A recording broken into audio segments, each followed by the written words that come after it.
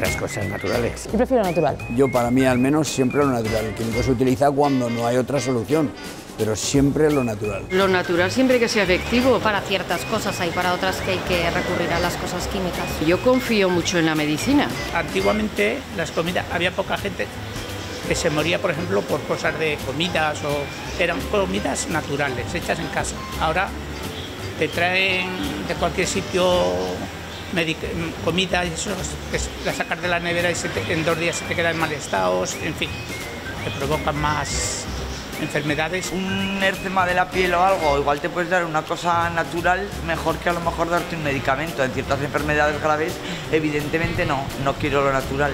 Yo creo que son iguales. Natural al 100% no hay nada, porque claro, nos venden productos ecológicos. Hacía falta saber con esa agua que se han regado esos productos si esa agua no está contaminada. A ver, lo natural también tiene su pega, porque el agua está como está, llueve y está contaminada también. Lo ecológico yo creo que tiene su punto de duda también. Pues ¿qué quieren que les diga? Todo es química. La naturaleza está repleta de química, todos los seres vivos, todo funciona con química. La química no es buena ni mala, todo depende de la conciencia y el conocimiento con el que se utilice. Gracias a la química disponemos de agua potable desde hace decenas de años, que nos permite, ha salvado millones de vidas.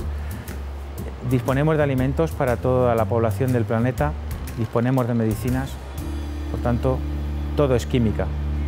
Después nos están dando mucho la lata con lo ecológico y demás, y muchas veces ni es ecológico ni es nada.